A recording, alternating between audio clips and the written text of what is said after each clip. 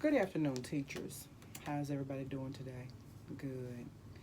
Thank you for coming to this meeting and training. Today, we're going to talk about, we've had some concerns about our ESL students and how to support them and their families. We've had a lot of ESL students come into our building that are here, and we have had problems. I know myself, I've had problems with communicating well with our parents and our children since they do have limited English speaking.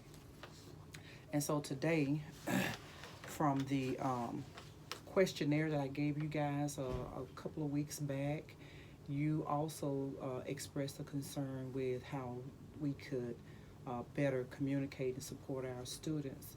So today, that's why we are here. We're going to discuss some strategies and some ways that we can support our children better and support their families. Don't forget to sign in, please. Thank you. All right.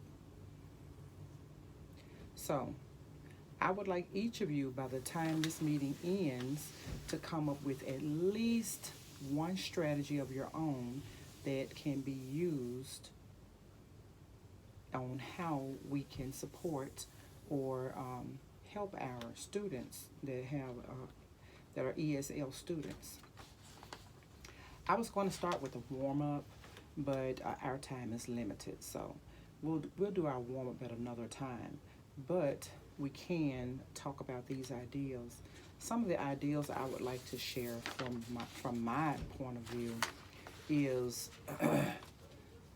resources. Resources is a great way if you're stuck on how to support our families and our children and you don't have no idea and you've never talked to another teacher about how or what their ideas are. Going online and looking up resources for ESL students is a great way to make them comfortable in the classroom and things that you can include in the classroom that would allow them to be more comfortable in working with you, because before you can get them to speak another language, you have to gain their trust. You have to gain the trust of the family and of the student.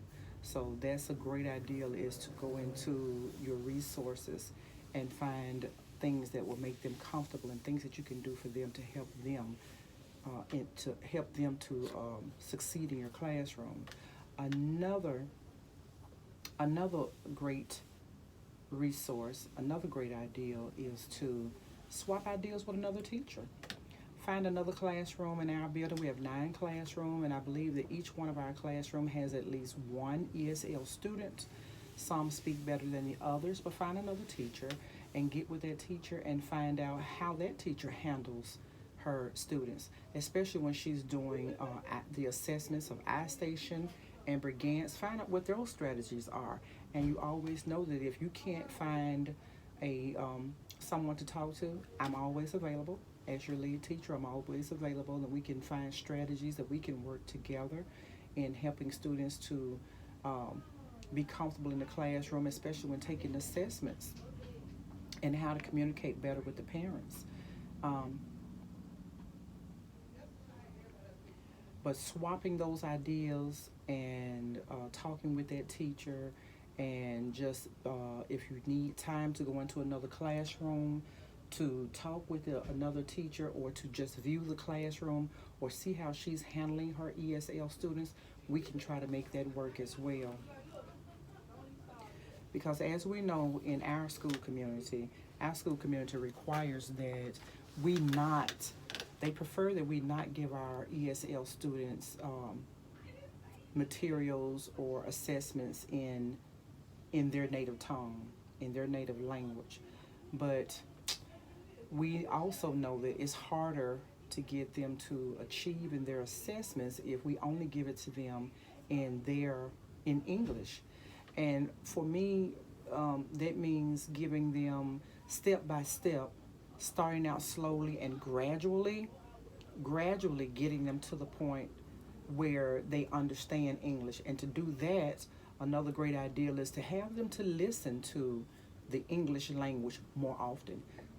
Speak to them more often in English, in our language, to help them to understand. If you have to have gestures, you can do hand gestures, you can do pictures to help them to understand what you're trying to say. And you can even get the student themselves to try and do gestures, or to do hand hand signals or whatever, to help them understand, or pictures. And as far as the parent, talk to the parent. You can get an interpreter, help the parent to understand that when they're at home with their student, they need to try and speak more English, or find a way for the student to communicate better in English when they're at our school, in their classroom, because that's going to help a lot. That's going to help exceedingly. That's going to help those students achieve what they need to achieve in your classroom, especially since we're doing iStation at this time. Some of you are still having to do Brigance. So those students need to take those assessments in English. And in order to do that, they have to have the English language spoken to them all the time. I know some of our assessments, you could probably do the iStation in Spanish, but as I said, in our school community, you know that our supervisors require that we do them in English. And I was told by one of our supervisors lately, Miss Malone, that we are to do them in English, because she explained to me that the more that they hear it, the better they will get at it. So let's get them on the iStation with headphones as often as possible to listen to the English language. Then they will pick up on it, and help them to form those words when they're trying to speak to you. Have them to repeat. That's a great way to do it. But when they're doing that technology, and when you have materials for them, please use English. Now, our ESL students, as I said, the journey is going to be slow, as we know, because it's not easy to learn another language. I know at this point in my life, I can't learn. It's going to be hard for me to learn another language, but I would be willing to try, but it would have to be gradual. It would have to be slow until I can move on up. So that's why we want you to treat the students. Now that I've shared some of my ideas and with you, now it's time for you to share your ideas. And I like to do what's called a snowball exit. So you have paper in front of you, and I would like it very much if you would take that paper and write down at least three strategies about how to support our ESL students. You can write down something that you've heard in this meeting, or you can write down ideas that you've done in your own classroom that you would like to share with us, or an idea that just came to you and you said, I could have done that, or a resource that you've already looked up that you can share with us on paper, in writing. And when you write down those three, write them all down on one sheet of paper. I want you to ball it up, because that's going to be your snowball, and I want you to toss it into the center of the room. So everybody's going to do that. We're going to write down at least 3 ideas. I'm going to grab a pencil. We're going to write down 3 ideas, and we're going to toss them in the middle. So I'm going to write down 3.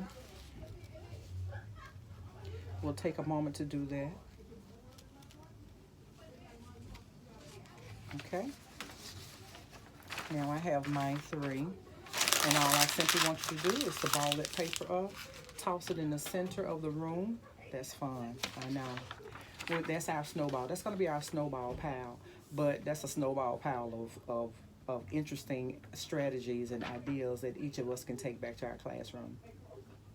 Okay, when you're finished doing that, I see some people still writing, but when you're finished doing that, we are going to, as I said, throw them all in the center of the room. And then as you leave, you're going to pick up 1 ball. And that means that when you go back to your classroom, you will have at least 6 strategies. Those are going to be the 3 that you thought I have already gotten, that you already thought of. And then you're going to have 3 more that you're taking back to your classroom. And from those 6, you should be able to at least utilize at least 1 or 2 of those strategies. And then the next time we meet, you can share with us about how you use those strategies and what strategies you were able to use. So if we don't have any questions right now, please feel free at any time to come and ask me Any questions? Um,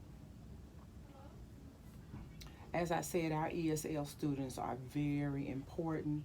So make sure that we are doing the right thing for them, and make sure that you are trying your best to communicate with their families. The families of these students are just as important as the student themselves.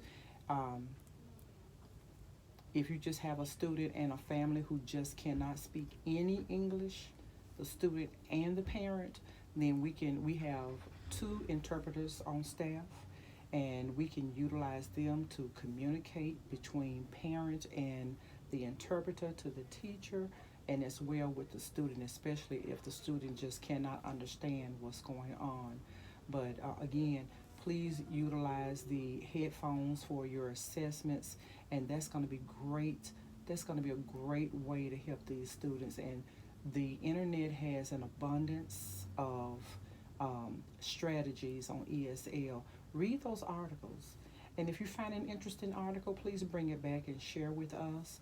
We would really like to hear it, because I am 100% for being able to communicate better with our ESL parents, and to communicate better with the ESL student, and on how to teach the ESL student effectively, and on ways that we can do um, ways that we can help them, and strategies we can help them.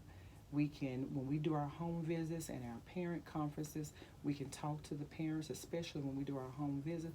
I've been on home visits where I've seen parents have just utilized one wall with just everything that we're discussing. When we do our unit focus, whatever our sight words are, our colors, they have all of that posted on the board, on their wall, where they can go over it with their students.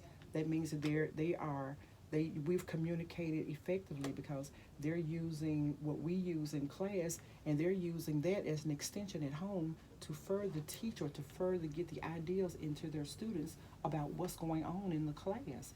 And the students are doing well with that.